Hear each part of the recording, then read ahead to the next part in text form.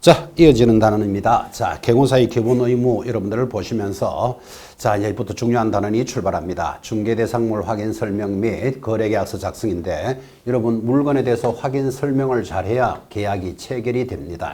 그래서 확인 설명과 거래계약서 작성에 관련되는 의무 당연히 중요하죠. 자, 중요한 문제 여러분들한테 지금 주어진 게 모두 8개가 준비되어 있습니다. 틀리는 것 찾습니다. 시작. 자, OX로 빠르게 표시해보고 틀린 것은 2번 틀리지 않게 정리하는 시간이죠.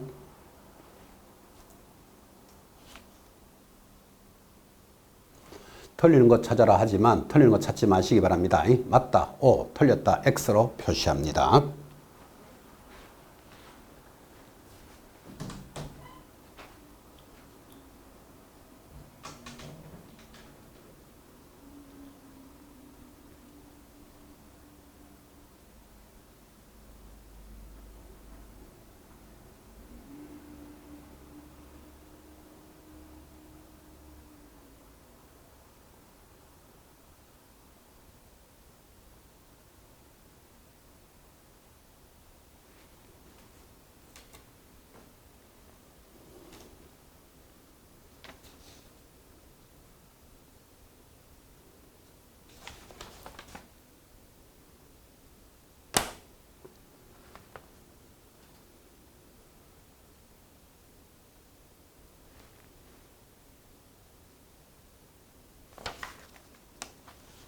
자, 내용이 중요합니다. 빠르게 진행하겠습니다. 틀리는 것을 찾으시오. 자, 소공사가 중개 업무를 수행하는 경우 당해 소공사가 중개대상물 확인 설명을 서면으로 제시하고 설명할 수 있다.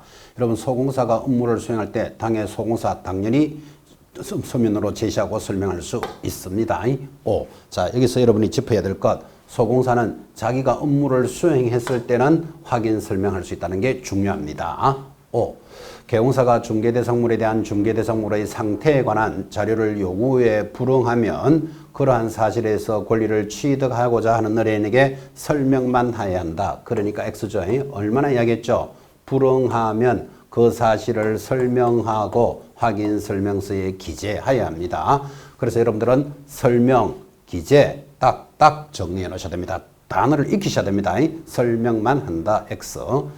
자, 권리 이전인 개공사와 취득 의뢰인 개공사가 서로 다른 경우 공동으로 거래 당사자 쌍방에게 중개대상물 확인 설명서를 서면으로 제시하고 설명하여야 한다. 당연히 맞죠. 2명의 개공사가 연결되어 있으면 매도인은 매도 개공사가, 매수인은 매수 개공사가 설명한다는 단어입니다. 4번 개공사는 중개대상물의 확인 설명을 위해서 필요한 경우에는 중개대상물의 매도 임대 의뢰인 등에게 당해 중개대상물에 관한 상태에 관한 자료 중요하지만 이것을 요구해야 한다 하면 틀립니다. 요구할 수 있다. 여러분, 우리 공인중개사법은 개공사나 소공사 등 중개업을 하는 사람들을 규제하는 법이지 여기 매도의 임대 의뢰인에게 하여야 한다 이렇게 들어가면 X입니다. 주의하셔야 됩니다. 자, 5번 돌았습니다. 5번 중개계약에 따른 개공사의 확인 설명 의무와 손해배상 책임은 중개보수를 지급한 경우에만 하니까 또 X죠. 해당하므로 의뢰인이 개공사에게 소정의 보수를 지급하지 아니했다면 그러한 의무와 책임은 소멸된다. X입니다. 여러분, 수수료 받지 않더라도 반드시 확인 설명해야 되고 또 이런 이야기도 있죠. 수수료를 받고 확인 설명을 하다가 손해를 입혔어요. 잘못했겠지. 그러면 수수료 돌려줄 게 없는 것으로 하자. 이렇게 해서 해결될 문제는 아니다. 그죠? 보수를 떠나서라도 반드시 설명해야 됩니다. 자, 6번 역시 거래 당사자에게 확인 설명의 소홀로 중개사고가 발생한 경우 의뢰인의 일정 과후 부분을 상계한 나머지 부분에 대해서 개공사가 손해배상 책임을 진다. 여러분, 당연하죠. 거래 당사자에게 설명했을 때 의뢰인의 일정 부분을 상계하고 개공사가 손해배상 책임을 진다는 내용은 아주 중요한 거예요. 여러분, 자동차 사고를 예를 들면 가만히 서 있는데 뒤에서 쾅 박았어요. 앞에 있는 사람 아무것도 잘못 안 했죠. 그래도 100대 빵 이렇게 안 나옵니다. 없었으면 안 박았을 거잖아. 네가 있었던 죄 5% 이렇게는 뭡니다. 물론 이제 요즘은 이제 교통사고는 뭐 100대 빵도 나온다고 하던데 3억짜리, 5억짜리 아파트를 팔면 개공사가 아닌 의뢰인도 일정한 부분을 확인해야 될 의무는 있다는 데 대해서 동의하시겠죠.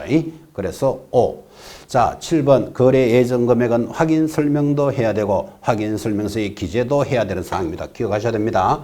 그래서 확인 설명해야 되는 사항 뭐라고 했죠? 중, 도, 수, 도, 소, 공의 세, 예, 시를 확인 설명하는데 얘가 뭐다? 예정 금액 설명하고 기재도 합니다. 8번 개공사는 거래계약이 체결이 되면 권리를 취득한 의뢰인, 취득 의뢰인이 매수자죠. 중개대상물에 대한 사항을 성실 정확하게 설명하고 근거 자료를 제시해야 된다. X다 그죠? 여러분 계약이 체결이 됐습니다. 그러면 매도인, 매수인에게 내가 이렇게 설명했다라고 확인 설명서를 기재하고 교부해 줘야 되지. 그때 계약이 체결됐을 때 매수자한테 물건을 설명한다. 순서가 안 맞다는 거 이해하시겠습니까? 취득하는 자한테 설명을 잘 해야 계약이 체결이 되죠. 그럼 계약이 체결되면 당사자들에게 해야 되는 문제였죠. 자, 그래서 8번도 X였습니다. 자, 이어지는 단원입니다. 이제 여러분들은 거래계약서에 관련되는 내용들을 정리하는데 역시 우리 거래계약서는 우리 중개사법의 꽃이죠. 여러분 잘 아시다시피 중개를 왜 하죠? 거래계약서를 작성하려고 하는 거잖아. 그죠? 그래서 거래계약서 작성에 관련되는 내용은 반드시 출제됩니다. 이 중요한 지문이니까 거래계약서에 관련되는 것 같이 갑니다. 자, 옳은 것을 찾으시오. 1번 거래계약서를 작성할 때는 거래금액 등 거래 내용을 거짓으로 기재하거나 당연하지만 이중계약서를 작성하여서는 아니 된다. 이를 위반하면 100% 시험에 나옵니다. 원래 이건 시험에 나온다고 여러분한테 찍습니다. 위반하면 등록관청은 등록을 취소할 수 있다. 5. 그래서 1번부터 5인데 여러분 거래계약서에 관련되는 문제는 계약서 이중 작성에 대해서는 묻지 않을 수가 없고 등록을 취소할 수 있다 그랬지 또 더하기 1년에 1,000만 원 이런 것도 붙이면 X입니다. 그래서 계약서 이중 작성은 여러분 별도로 기억해 놓으셔야 됩니다. 원래 시험에 나옵니다. 이렇게 찍었습니다. 자, 1번부터 옳다면 틀린 거 수정할까요? 공인중개사법에서는 개공사가 거래계약서를 작성할 때 기재해야 되는 필요적 기재사항과 금융계약서 기재사항을 직접 규정하고 있다. X입니다. 여러분 공인중개사법에서는 중개사법에 필요적 기재사항이 있을지라도 금융계약서는 등기할 때 필요하니까 부동산 등기특별조치법에서 정하죠. 3번 당해 중개행위를 수행한 소공사는 거래계약서를 작성할 수 있고 이 경우 서명 날인은 개공사만 하면 된다. 뭐만 하면 벌써 틀리는 냄새가 싹 나죠. 업무를 수행한 소공사 함께 서명 및 날인합니다. 4번 공인중개사법상 중개법인의 주된 사무소에서 이루어진 거래계약의 경우에는 법인의 모든 임원이 거래계약서를 작성할 수 있다. 모든 때문에 또 X예요. 여러분 잘 알다시피 법인의 사원 임원 중에서 자격증이 있는 사람만이 계약서를 작성할 수 있지 모든 임원하면 틀립니다. 어떻게 틀리게 되는가를 의식하셔야 되고 자 개공사는 거래 당사자가 거래계약서를 재작성 요청할 때 계약 체결 이후에 변동사항에 대해서 설명할 의무는 없다. 당연히 설명해야 안 되겠습니까? 여러분 앞으로 살아가시면서 이렇게 하셔야 돼요. 계약서는 작성할 때마다 뭐 해야 된다? 등기부 확인하셔야 돼요. 계약할 때 저당권이 설정되었지 않았다가 중도금, 잔금이 넘어가는 과정에서도 저당권은 설정될 수 있겠죠. 그래서 계약서 재작성이나 대금이 납부될 때는 항상 뭐 해야 된다? 거래계약서를 등기부 등본을 확인한다. 꼭 정리하셔야 됩니다. 그래서 권리의 변동이 있는지 없는지를 확인해야 되는 중요한 지문이죠. 자, 거래계약서 작성에 관련되는 내용들이 정리가 되었습니다. 자, 문제로서는 좀 미진할까 하여 밑에 이론을 걸었습니다. 확인설명서와 거래계약서 서명 및 날인. 여기 서명 및도 잘 보셔야 돼요. 반드시 서명도 하고 날인하지 서명 또는 하고 들어가면 틀리는 것 조심하시고 가볍게 2번 정도 출제가 됐습니다. 사인도 하고 도장도 찍습니다. 자, 그리고 관련되는 내용 잘 보시고 이제 개공사의 부자기 의무 금지행위가 접어듭니다. 아주 큰 단원이죠. 자, 이 금지행위는 자료가 연결되지만 33조 1항의 금지행위가 있습니다. 요 33조 1항은 누구에게만 적용한다? 개공사에게만 적용합니다. 중개업을 하는 사람들 암기표 돼 있죠. 거금 매매 협조 합의한 1년에 1,000이고 정서를 직접 쌍방으로 투기하거나 시세를 조작하거나 단체를 구성하면 33조 1항의 금지행위 모두 1년에 1,000만 원 그리고 3년에 3천만 원이라는 형벌이 적용되어 있습니다. 그래서 여러분들은 금지행위는 제목하고 형벌로서 암기하셔야 되고 밑에 연결되어 있죠. 매매를 업으로 그 다음에 등록을 하지 아니한 자가 등록하는 이렇게 해서 여러분들이 찬찬히 보셔야 됩니다. 자, 이어지는 이론이 2번이 더 중요합니다. 자, 33조 2항의 금지행위가 있습니다. 그러니까 금지행위가 33조 1항 2항인데 33조 2항은 누구든지 하면 안 되는 행위. 그죠? 그 누구든지는 누구죠? 말 그대로 누구든지죠. 매도인도 하면 안 되고 매수인도 하면 안 되고 누구든지 하면 안 되는 행위. 그래서 시세에 부당한 영향을 줄 목적으로 개공사 등의 업무를 방해하여서는 아니 된다 해서 누구든지 해당되는 것 모두 몇 개? 5개가 정리가 됩니다. 이 5개는 전부 내용이 똑같습니다. 유도하거나 여기 또 있죠. 유도하거나 3번 유도하거나 4번 마찬가지 유일하게 방해하거나 5번 대가를 받고 유도하는 행위. 이 지금 핵심 단어는 빠질 수가 없으니까 유도 4개에다가 방해하는 행위입니다. 이것들은 누구에게도 하여서는 아니 되는 금지 행위. 자, 이론 체크하셨고 여러분들 요약집 등에서도 많이 보셨을 겁니다. 자, 이제 금지 행위에 관련되는 문제가 10개를 던졌습니다. 11개죠. 자, 11개 중에서 틀리는 것 찾으시오. 틀리는 것 찾지 말고 O, X로 표시해 갑니다. 양이 좀 많죠? 시작합니다.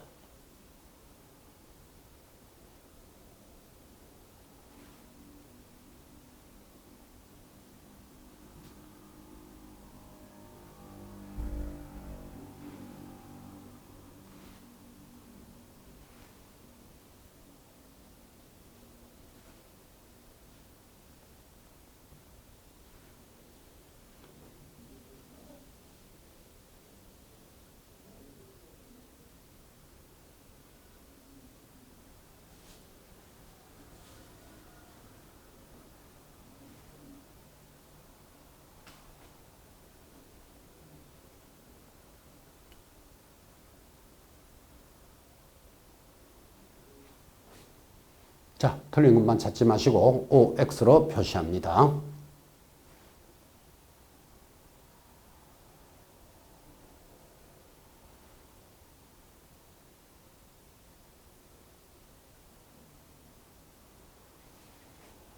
자, 여러분이 자료를 지참했을 거라고 보지만 혹시 없는 부분에서 자료도 조금 올려드리겠습니다. 조금 올리는데 좀 불편하죠.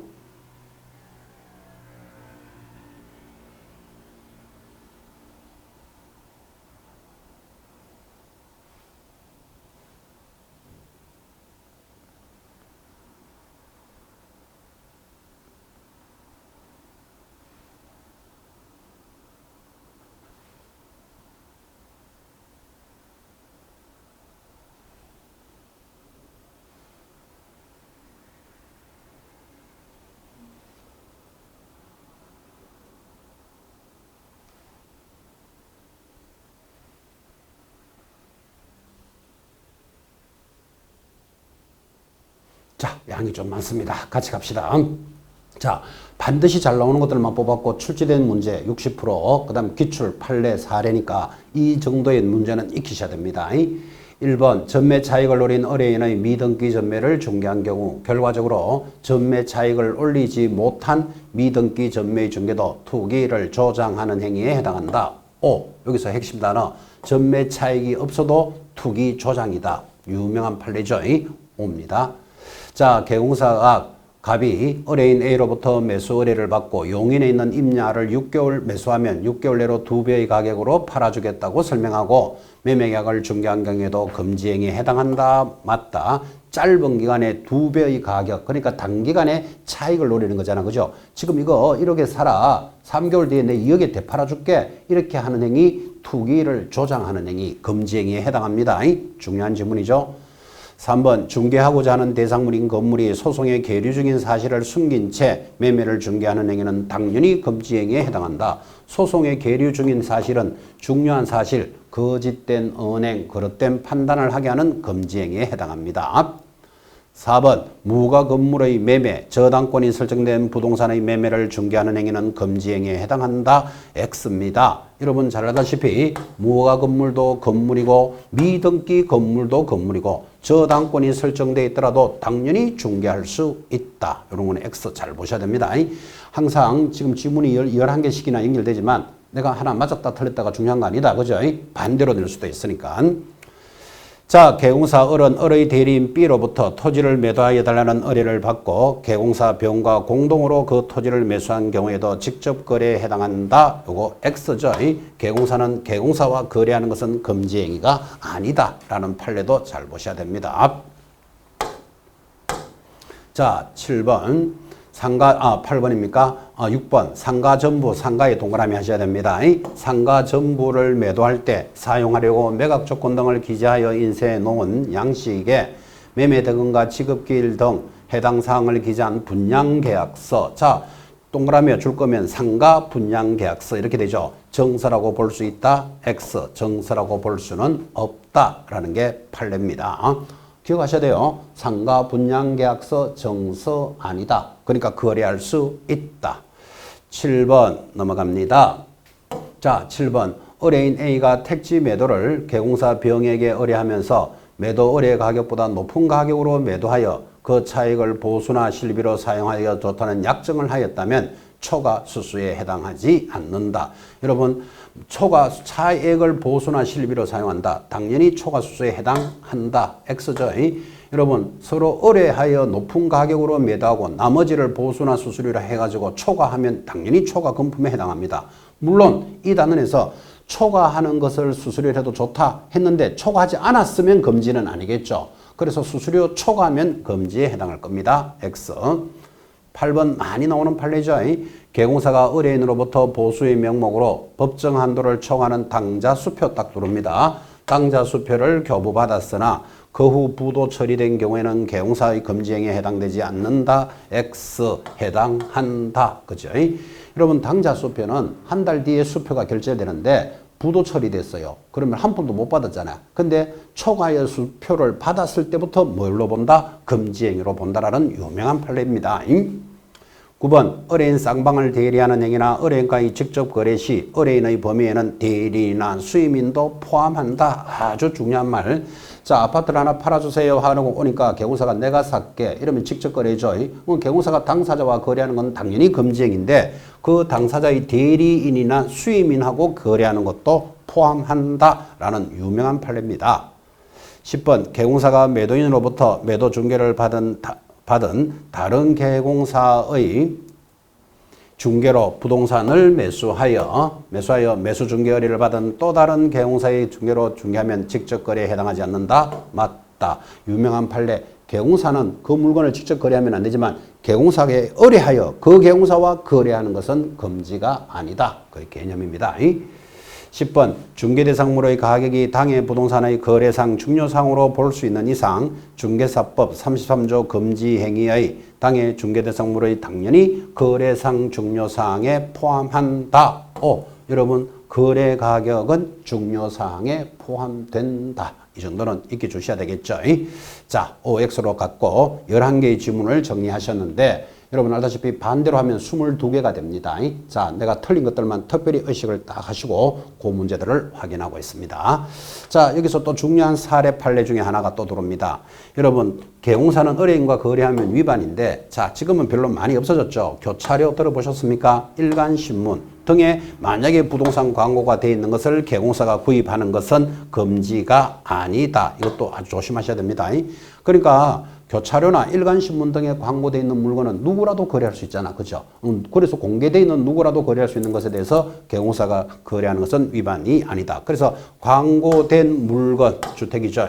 개공사가 직접 하는 것은 금지가 아니다. 라는 표현도 의미 있게 잘 정리해 주셔야 되겠습니다.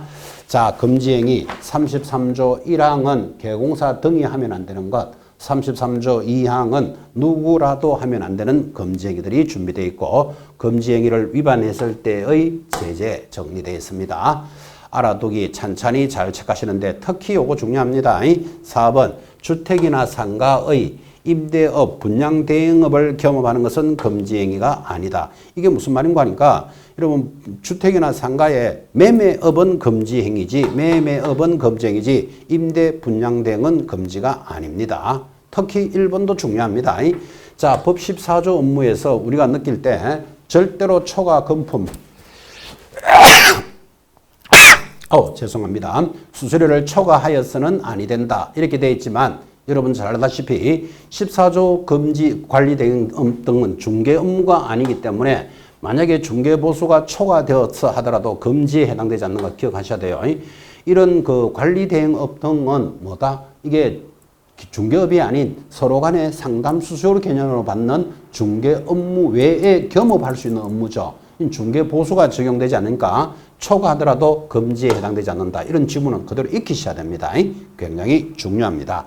뭐 기왕이면 3번도 별표할까요? 자, 의뢰인에는 제3자 친구나 친척 등을 거래하는 것 금지가 아니다. 이것도 기억해 놓으셔야 돼요. 남편의 부동산을 또는 부친의 부동산을 거래한다. 친구나 친척 등이 들어오면 직접 거래로 보지 않고 경호사가 이 사람들을 대리하는 행위로 봅니다. 알아두기 비교적 3가지 다 중요하네요. 잘 정리해 주셔야 됩니다. 자, 이제 기타 의무와 교육편으로 접어들었습니다. 자, 게시해야 되는 의무 이번에 하나 또 들어왔죠. 자, 우리는 어떻게 공부했습니까? 등록증, 그리고 수수료표, 등수, 보정서류, 그 다음에 자격증. 그래서 등수를 보자 하면 게시한다. 이렇게 4가지가 있었는데 이 등이 하나 더 들어왔어요. 부가가치세법에 따른 사업자 등록증도 들어왔으니까 등은 2개예요. 자, 그래서 게시해야 될 거 모두 몇 개 위반하면 100만 원짜리 과태료인데 자, 100만 원짜리 노래 제목이 이보게 문표 반납휴 이보게 할 때 게시 의무 위반은 100만 원짜리 과태료입니다. 자, 유사명칭 위반해서 여러분이 착하시면서 이론을 보고 있습니다. 특히 이번에 사업자 등록증도 게시해야 됐다는 것 개정사항으로서 잘 봐주셔야 됩니다. 자, 공인사인자 유사명칭, 사무소 문자 의무 위반, 표시 광고 그렇게 어렵지 않죠? 특히 여러분들 부당한 표시 광고, 여기 표시 광고를 위반하면 이거 100만 원짜리죠. 근데 부당한 3글자가 들어가면 얼마다? 500만 원 과태료. 요거 구분해 보셔야 됩니다. 부당한 표시 광고는 500. 거기에 정보통신 모니터링, 정보통신 들어오면 역시 500만 원짜리 과태료가 도입이 됐습니다. 간판 철거의 의무 천천히 읽으시면 되겠죠. 자, 교육에 관한 문제 하나 체크해 보도록 하겠습니다. 자, 경호사의 교육에 관한 설명입니다. 옳은 것, 교육 전체를 정리해 봅니다. 옳은 것 하나 찾으시오. 시작.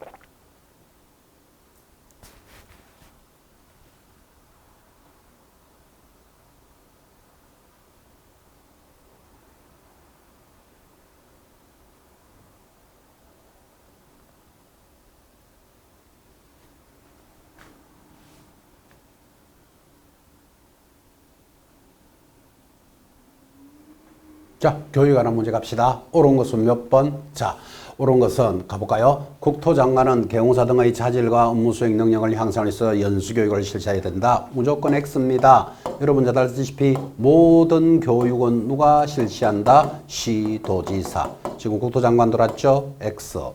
2번 시도지사 또는 등록관청은 중개보조원의 직무교육을 실시하고자 할 때는 12에서 16시간 X입니다. 몇 시간이죠? 3에서 4시간.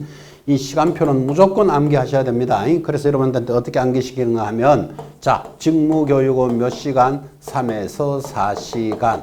그래서 3, 4. 그러니까 위에 연수교육은 3, 4가 들어오면 12. 잡고 4시간 더 받으면 16시간. 자, 12 더하기 16은 얼마? 28이니까 실무교육은 28에서 32시간. 이거 암기하셔야 됩니다. 그래서 이렇게 시험 지문에 딱 뜨면 교육시간은 위에다가 적어놓고 찬찬히 확인하셔야 됩니다. 직무교육 얼마? 3, 4시간. 3, 4는 12 찾아놓고 4시간 더 받으면 16시간. 실무교육은 12 더하기 16 얼마? 28에서 32시간. 반드시 암기하셔야 됩니다. 자, 시도지사는 교육 업무의 전국적인 균형 유지를 위해서 필요하다고 인정하면 교육 지침을 마련할 수 있다. X예요. 교육 지침은 누가 마련한다? 국토장관이 마련하죠. 모든 교육은 시도지사가 실시하면 전국적으로 교육을 같이 하라라고 누가 만든다? 국토장관이 지침을 마련합니다. 틀렸고 4번 시도지사는 실무교육을 협회에만 위탁할 수 있다. 뭐뭐만 들어가면 좀 수상하죠. 교육할 수 있는 기관 아까 대학 들어보셨죠? 대학, 협회, 공기업, 준정부기관 4개 기관에 교육을 위탁할 수 있습니다. 그런데 지금 대체적으로 협회에 많이 위탁이 돼 있고 명지대 등 부동산 관련 학과가 있는 대학에서도 실무교육은 진행하고 있습니다. 자, 만 때문에 틀렸고 옳은 것은 5번 들어오겠네요. 자, 중개사무소 등록을 하고자 하는 자, 법인의 모든 사원임은 분사무소 책임자 소공사는 신청이 전 1년 이내에 누가 실시하는 시도지사가 실시하는 실무교육을 이수합니다. 자, 여러분 이거 암기하는 거 아닙니다. 등록하고자 하는 자, 법인의 모든 사원임은 분사무소 책임자 소공사 4명이죠. 는 실무교육 대상자인데 이런 식으로 누구 이렇게 암기하는 게 아니고 중개업을 하고자 하는 자는 다 실무교육 받습니다. 중개업을 하고자 하는 자, 첫째 누구?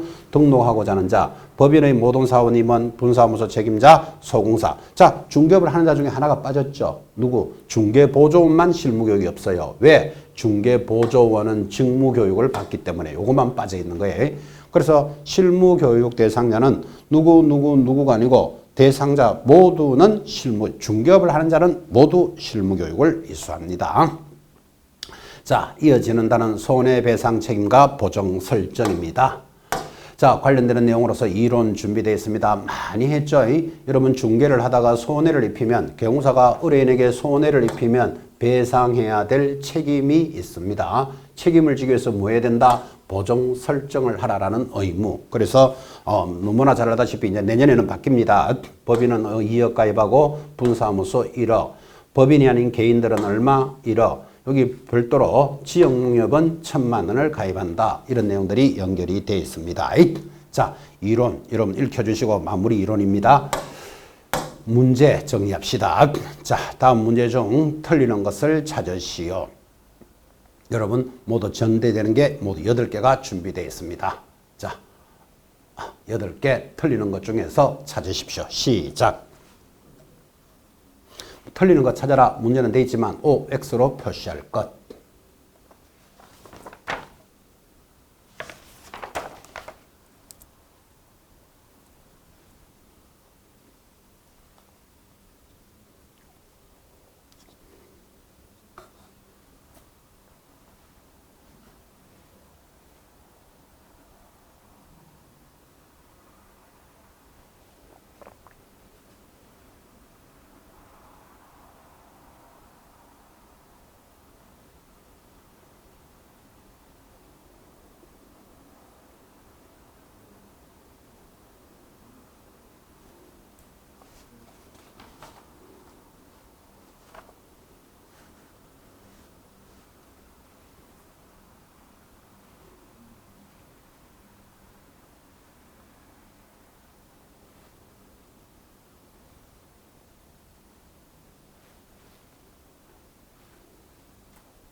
자, 하단 8번까지 혹시나 자료가 안 보이실 분을 위해서 약간 올리겠습니다.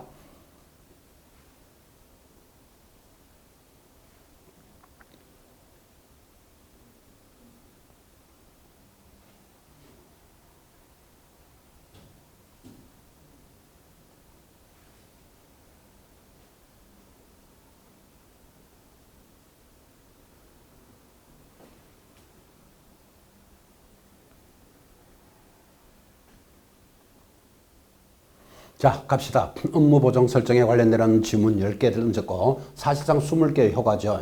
이 범위를 벗어날 수가 없죠. 자, 틀리는 것을 찾아라는데 틀린 게 찾았는 게 중요한 게 아니고 OX로 갑니다. 자, 개공사에 대한 손해배상 청구권의 소멸시효 기억하셔야 됩니다. 몇 년이다? 3년입니다. 자, 우리 중개사법에 소멸시효가 들어오면 일단 기본적으로 전부 얼마? 3년. 뭐 소멸시효 뭐 다른 거 없습니다. 그래서 중개사법에 손해를 입히면 언제까지 책임져야 되느냐? 우리 1페이지부터 끝페이지까지 모두 소멸시효는 3년, 적으시면 95% 넘게 많습니다. 5년 때문에 X. 자, 개공사는 업무 보정 설정 한도 내에서만 책임을 진다. 아주 중요한 지문으로 X죠. 여러분, 법인이 2억을 가입했다. 그럼 나 2억까지만 책임지겠다. X죠. 손해가 3억이 발생될 수도 있는 거잖아. 그죠? 손해 전액에 대해서 책임지니까 지금 2억을 가입하라는 것은 최저 보정 설정액이에요.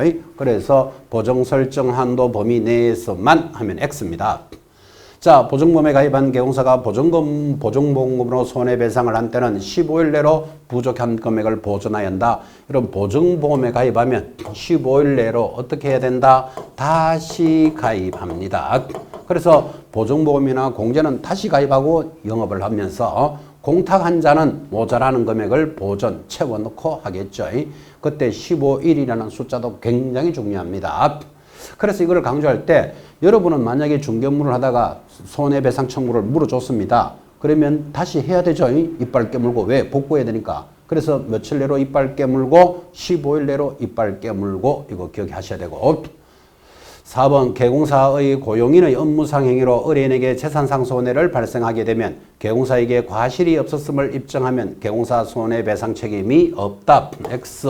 여러분, 우리가 이런 말 하잖아요. 아기가 유리창을 깨면 엄마가 책임집니다. 이해됩니까? 아기가 유리창을 깨면 엄마가 책임을 지니까 엄마는 잘못이 없어도 책임져야 돼. 그래서 우리는 그걸 엄마의 무과실 책임이랍니다. 아기가 유리창을 깼는데 왜 엄마가 책임질까? 지금 이렇게 생각하시는 분은 자기가 진짜 엄마가 아니어서 그렇습니다. 진짜 엄마는 아기의 행위에 대해서 책임을 지는 무과실 책임을 부담한다. 그래서 과실이 없었음을 인정하더라도 책임이 있다 이 말이에요. X. 자, 개공사가 고의 또는 중과실로 인하여 거래 당사자에게 재산상 손해를 발생하게 한 때는 손해배상 책임이 있으나 개공사의 경과실은 손해배상 책임을 면한다. X. 경과실을 포함합니다. 그래서 우리 판례는 추상적 경과실을 포함한다. 추상이라는 말은 눈에 보이지 않는 작은 과실도 있다면 책임져야 된다라는 내용.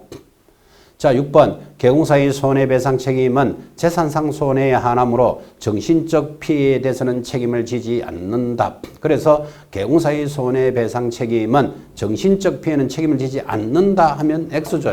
자, 정신적인 손해는 어떻게 합니까? 개인적으로 민사상 청구할 수도 있겠죠. 모든 손해에 대해서 책임을 지는데 업무 보정은 재산상 손해만 책임집니다.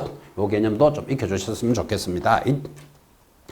자, 7번 됐고 8번 설명이 잘못됐죠. 자, 보정을 설정한 개공사가 그 보정을 다른 보정으로 아니지 6번 했죠. 개공사의 손해배상 책임은 재산상 손해에 한하므로 정신적 피해서는 책임지지 않는다 하면 X예요. 자, 개공사는 일단 모든 손해배상을 책임지는데 업무 보정은 재산상 손해만 책임지게 되어 있습니다. 그래서 6번 X.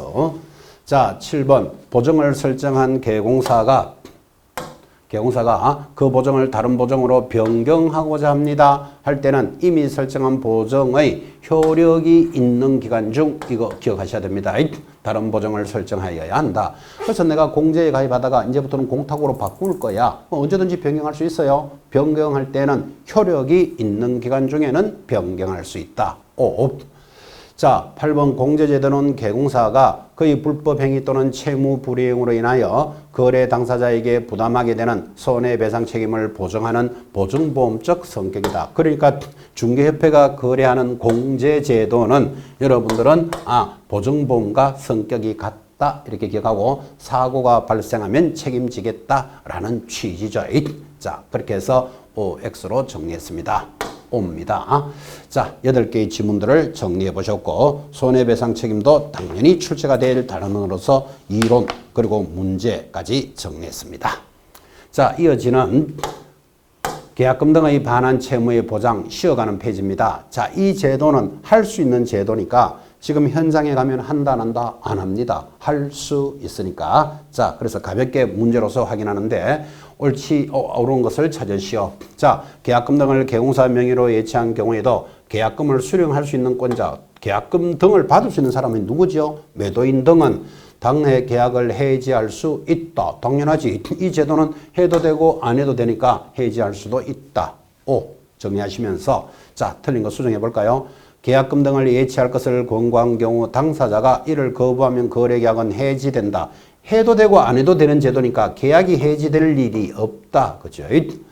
계약금 등을 예치하는 경우 계약 이행이 완료되기 전까지 어떠한 경우에도 미리 수령할 수 없다. X 보증서를 제출하고 미리 수령할 수도 있다. 4번 계공사는 계약금 등을 중개사무소 수입 지출을 관리하는 계공사 본인의 예금 통장에 예치할 수 있다. X죠. 자기 예금 통장과는 별도로 관리하여야 한다. 5번 계공사는 계약금 등을 사무소 수입 지출을 관리하는 본 예금할 수 있다. X입니다. 그래서 옳은 것은 1번 정리해 봅니다. 자, 여기서는 조금 이론이 하나 빡빡한 게 하나 있습니다. 5번 그래서 빠졌구나. 자, 5번 계공사는 거래 안전을 보장하기 위해 필요하다고 인정하는 경우에는 거래계약의 작성이 완료될 때까지 계약금 등을 금융기관 등에 예치하도록 권고하여야 한다면 틀려요. 이게 제일 중요한 질문이에요. 이 제도는 해도 되고 안 해도 되니까 권고할 수 있다. 이게 제일 중요하고 이게 시험에서 제일 많이 겁니다. 권고하여야 한다면 X 정리해 주시고.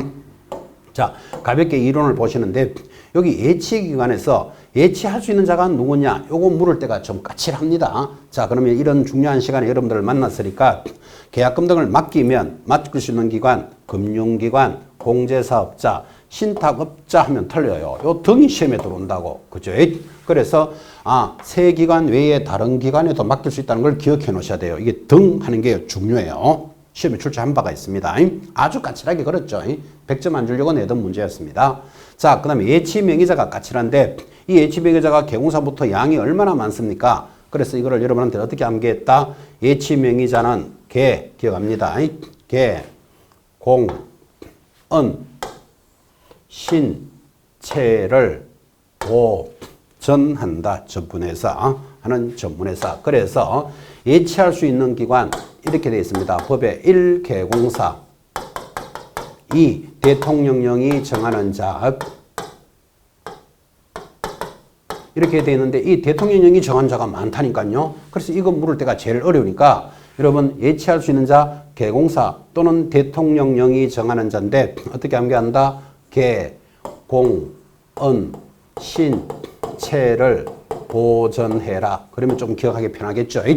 계, 공, 은, 신, 체를 보존한다. 동그라미 했습니다. 공이 뭐죠? 공제사업자, 은행, 신탁업자, 채신관서, 보험회사, 전문회사인데 여러분들은 이 공제사업자 이거 몰라도 돼요. 왜 그러면 공 하면 공제사업자밖에 나올 게 없으니까. 그래서 계, 공, 은, 신체를 보존해라. 여기에 이제 소공사 이름으로 예치할 수 있다. 이런 식으로 이제 문제를 낸다고요.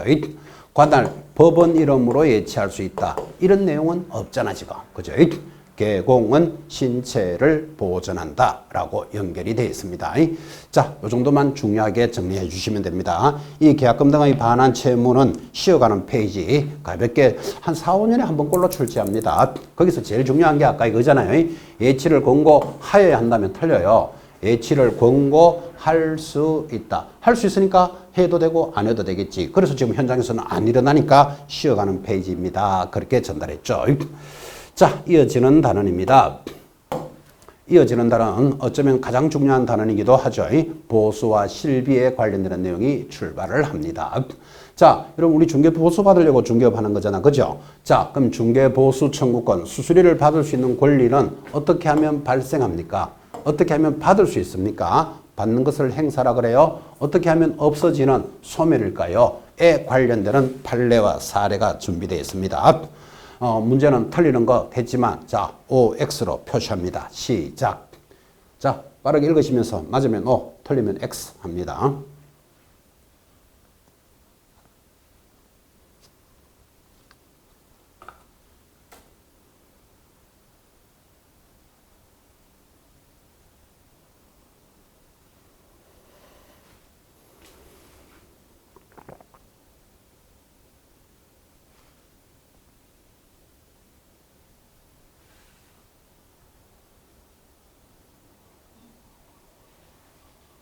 마무리 파트로서 최종 정리하고 있습니다. 맞으면 O, 틀리면 X.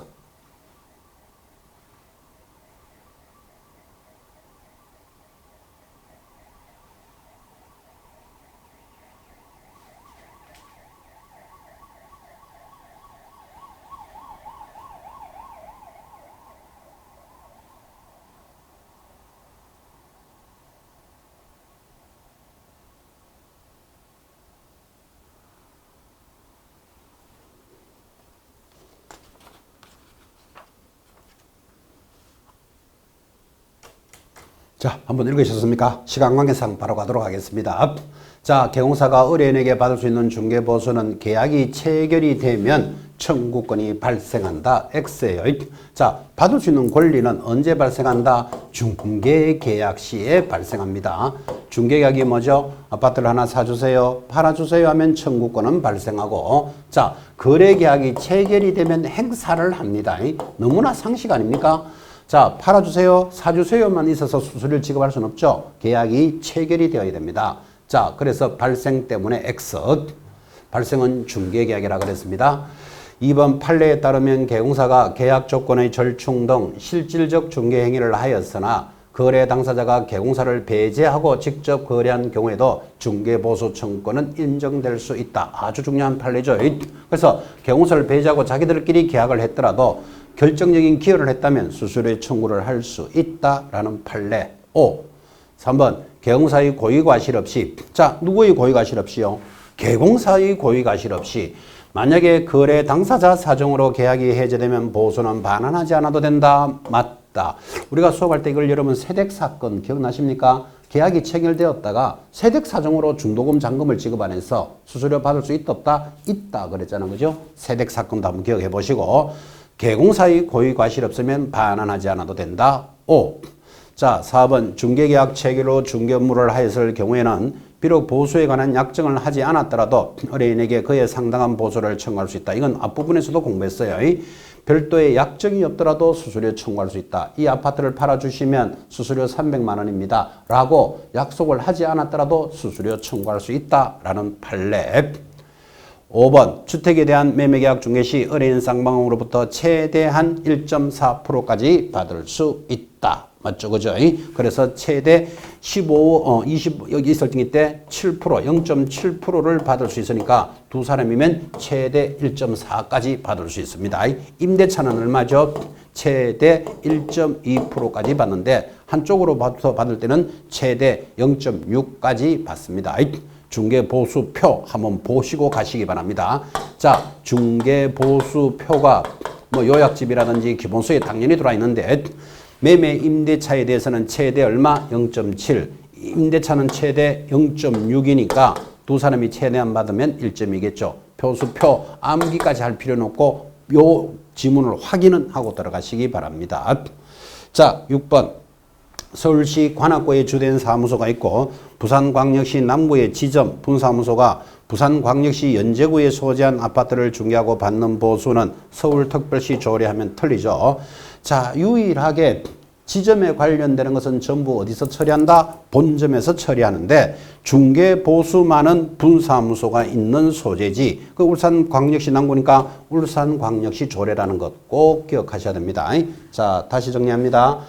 분사무소에 관련되는 것은 모두 어디서 처리한다? 주된 사무소를 따라갑니다. 중개보수는 분사무소 소재이지 시도 조례죠.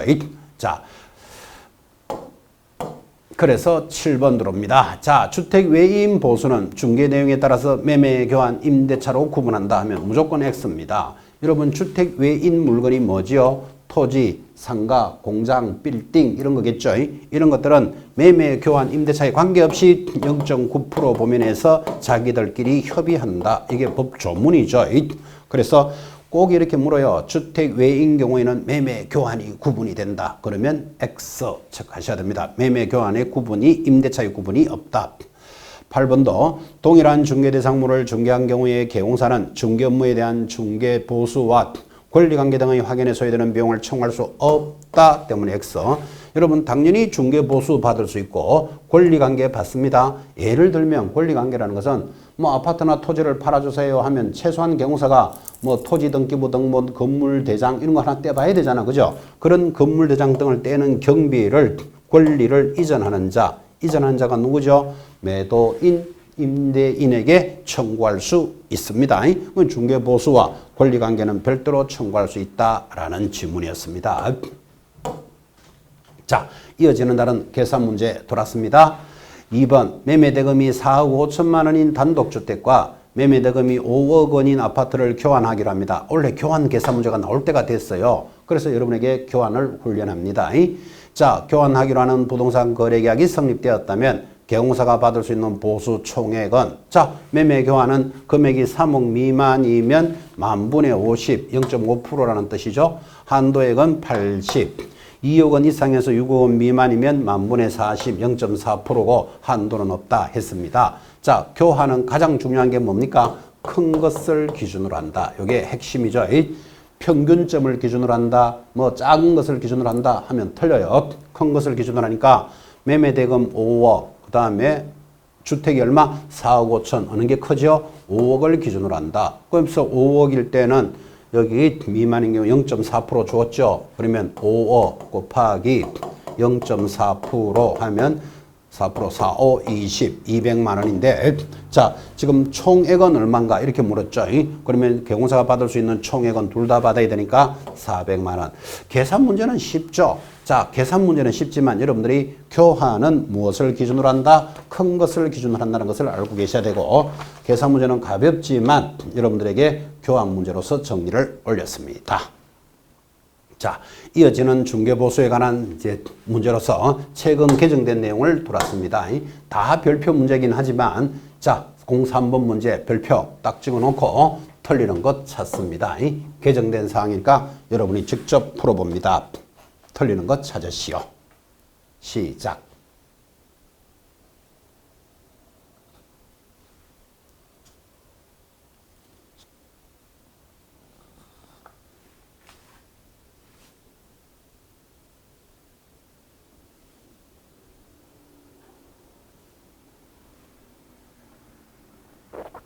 개정된 문제니까 여러분들이 이게 2021년 10월 19일 날 개정됐잖아. 그죠? 그럼 이해 시험이 있었는데 10월 29일 시험에서 너무나 촉박하니까 이때 법에 바뀌고도 시험을 출제를 못했습니다.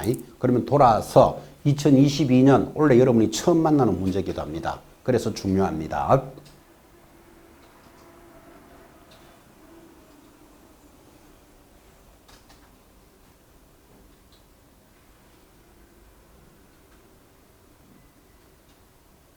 자, 중요한 문제니까 직접 풀어보셨습니다. 틀리는 것 몇 번? 1번입니다. 자, 1번 기억합시다. 주택이라 그랬죠. 중개에 대한 보수는 쌍방으로부터 각각 받되 일방으로부터 받을 수 있는 한도는 매매 교환의 경우에는 1000분의 9 때문에 X입니다. 15억 이상일 때 얼마? 0.7%로 바뀌었습니다. 임대차의 경우에는 1000분의 8 틀렸죠. 임대차인 경우에는 15억 이상이면 얼마? 0.6%로 바뀌었고, 그러면 좀 전에 이야기했지만 중개보수표, 기본서, 요약집 등에 있습니다. 이 표 개념만 한번 읽으시기 바랍니다. 그 표를 다 암기할 필요는 없고. 자, 틀린 것 1번 돌았다면 공부하겠습니다. 토지의 중개에 대한 보수는 자, 토지는 주택 외잖아요. 주택에는 쌍방으로부터 각각 받되 0.9% 범위 내에서 의뢰인과 개공사가 서로 협의해서 결정합니다. 정확한 표현. 자, 3번 계속 강조했습니다. 교환 계약의 경우에는 어떻게 한다? 금액 중 큰 것을 기준으로 한다. 다시 강조하고 있습니다. 4번 동일한 물건에 대하여 동일 한번 들었죠. 동일한 당사자 간에 동일 들었죠. 매매를 포함한 둘 이상의 거래가 동일기에 이루어지면 자, 동일이 모두 몇 번? 3번. 동일이 3번이면 뭐만 기억합니까? 매매만 받습니다. 그래서 여러분들 시험에서는 이 동일 3번을 한 번을 썩 뺄 거예요. 한 번을 빼면 매매와 임대 모두 다 받을 수 있다는 것도 정리하셔야 되겠고. 5번 중개 대상물인 건축물 등 주택의 면적이 자, 이것도 중요합니다. 2분의 1 이상이면 무엇으로 본다? 주택으로 본다. 자, 이런 물건이 있겠죠. 주상복합 건물입니다. 1층이 상가입니다. 2층이 주택이래요. 자, 이 물건은 주택으로 본다, 주택이 아닌 것으로 본다. 애매하잖아. 그래서 주택 부분이 2분의 1 이상이지 2분의 1 초과가 아니라는 거 잘 보셔야 돼요. 이상이면 주택으로 보니까. 자, 그러면 주택과 상가가 범위가 같다. 이렇게 시험에 나옵니다. 주택의 범위가 크면 당연히 주택이겠지. 그죠? 상가의 범위가 크면 당연히 상가겠죠. 이런 건 여러분 시험에서 묻지 않는다니까. 범위가 같으면 무엇으로 본다? 주택과 상가가 같으면 뭐다? 주택이잖아요. 2분의 1 이상에서 2분의 1이 포함이 되어 있으니까. 자, 03번 문제는 개정된 사항을 가지고 문제를 걸어줬습니다. 반드시 익혀주시고. 자, 중개보수에 관련되는 이론 문제 가볍게 정리되어 있습니다. 뭐 이 정도는 당연히 체크하셔야 안 되겠습니까? 자, 주택은 자 15억 이상이니까 최대 얼마? 0.7. 임대차는 얼마? 0.6인데 여기서 또 좀 중요한 것. 각각 밭대 각 시도 조례로 정한다. 그래서 주택은 시도 조례라는 말이 있다는 걸 꼭 좀 염두에 둡니다. 자, 이번에는 주택 외가 돌았잖아요. 주택 외인 물건은 아까도 했지만 0.9% 범위 내에서 자기들이 합의하여 결정하니까 표에다 적어 놓습니다. 자, 오피스텔을 안 했네. 그죠? 오피스텔 이론으로 정리합니다. 계산 문제 나온 적도 있습니다. 자, 오피스텔은 수수료를 어떻게 받느냐 하니까 85제곱미터 이하이고 전용 수세식 화장실 등이 있다면 매매는 얼마? 0.5%. 그럼 여러분들은 매매를 기억하셔야 돼요. 0.5%. 그러면 자동으로 임대차는 얼마? 0.4%까지 받을 수 있는데 자, 그러면 만약에 85제곱미터를 넘었다. 아, 그러면 이거는 상가로 봐가지고 0.9% 범위 내에서 당사자들이 협의하죠. 자, 요거 기억하시기 위해서 오피스텔이 85제곱미터 이하이면 매매는 얼마? 0.5%. 왜 0.5죠? 오피스텔이니까 기억하셔야 돼요. 그럼 매매가 0.5면 임대는 얼마? 0.4를 찾아낼 겁니다. 그 외에 오피스텔은 0.9%면서 협의하니까 이 오피스텔 문제도 계산 문제도 출제했고 이론도 출제했습니다. 이 뭐 기준은 85제곱미터를 좀 잘 보셔야 되죠. 우리 전용 면적으로 25평 문제를 이야기하고 있습니다. 자, 보수, 개정된 사항, 그리고 마무리 이론까지 체크를 했습니다. 자, 또 쉬어가는 페이지입니다. 쉬어가는 페이지라는 것은 내용이 가볍다 이 말이에요. 자, 그런데 내용은 가볍다 그렇지 시험 문제가 안 나온다는 이야기는 아니죠. 협회 무조건 한 문제 이상 냅니다. 왜? 이 시험 문제를 할 때 출제자 중에 출제위원 중에 협회 직원이 들어갑니다. 그러니까 협회 무조건 하나가 나오고 어떤 해는 협회 문제가 3개가 나온 적이 있습니다. 우리 40문항에서 3개가 나왔으니까 대단히 많이 나왔죠. 여러분들은 협회 문제가 많이 나오면 다행입니다. 내용이 단조롭기 때문에. 그래서 지금 주어진 문제, 그 다음에 교재, 지금 최종 관리 자료에 있는 이론, 그 정도만 충분히 해결하면 되니까 반드시 숙지하도록 합시다. 자, 협회 문제 하나 풀어야 안 되겠습니까? 옳은 것. 자, 읽으십시오. 시작. 틀리는 게 4군데일 겁니다. 그러면 틀리는 것도 표시해 주면 좋겠네요.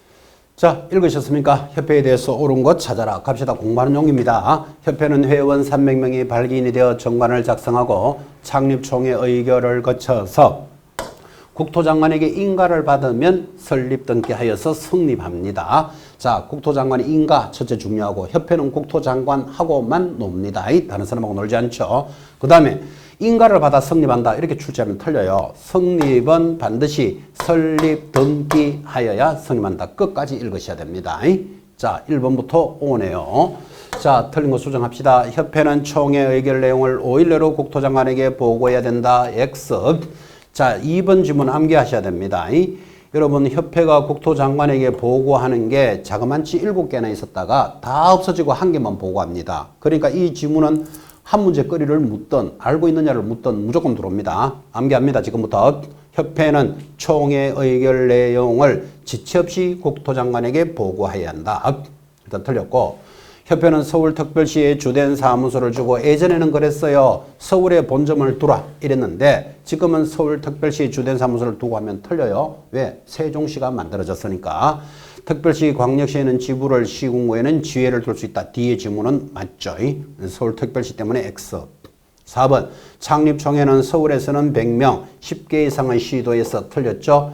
각 30명도 틀렸고 20명이 가입합니다. 자, 그래서 여러분들이 지금 협회라는 문제가 딱 들으면 숫자 3가지입니다.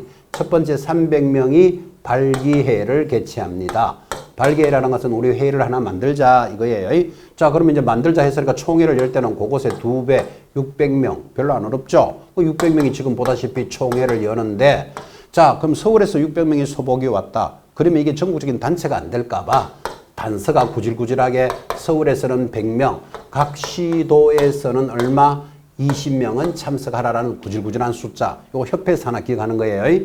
300, 600, 120 이렇게만 기억하시면 충분합니다. 자, 그러니까 4번 이리저리 다 틀렸잖아. 그죠? 다시 숫자 300, 600, 120 체크하시고 자, 5번 협회가 지부와 지회를 설치한 때는 지부는 시도지사에게 지회는 등록관청에게 신고해야 한다. 아, 맞는 말인데 까칠하죠. 설치할 때가 아니고 설치한 때는 신고합니다. 4, 5, 19제입니다. 자, 이런 5번 지문은 훈련하셔야 돼요. 아, 그건 틀렸네. 맞았네가 아니고 설치할 때 하면 틀린다. 이거 의식해 놓으셔야 됩니다. 한 때는 신고합니다. 자, 그래서 옳은 거 몇 번? 1번 돌았고. 자, 하단에 이제 관련되는 이론들이 준비가 되는데 자, 성격하고 익히 나가는데 갈로익히 문제가 보이죠. 자, 갈로익히 적어놓으면서 마무리합시다. 공제사업의 관리에 대해서 동그라미 2번. 협회는 공제사업 운용 실적을 매 회계 연도 얼마 내로 보고해야 된다? 3개월 내로. 아, 이거 중요합니다. 1개월 하고 틀리게 처리한 적도 있습니다. 그러니까 협회가 공제사업을 했다면 원래 들어온 돈은 얼마, 나간 돈은 얼마, 이율한 돈은 얼마를 3개월 내로 공시하고 위반하면 500만 원 과태료예요. 근데 이 500만 원짜리 과태료도 했잖아요. 협회는 받았다 하면 500이다. 이렇게 정리하실 것. 자, 3개월 중요합니다. 5번 책임준비금의 적립비율입니다. 사고가 나면 이 사람 70% 물어주고 적립비율은 얼마인가? 사고가 날 때를 대비해서 쓰지 말고 가지고 있는 돈을 책임준비금이라는데 공제료 수입액의 얼마? 100분의 10은 가지고 있어야 된다. 10%는 쓰지 말고 가지고 있어야 되고 지급여력비율은 지급여력비율이라는 것은 사고가 나면 100분의 100을 준비합니다. 그래서 100% 물어주라 이 말은 이 사람은 70%, 저 사람은 80% 이렇게 물어주면 안 된다는 뜻이에요.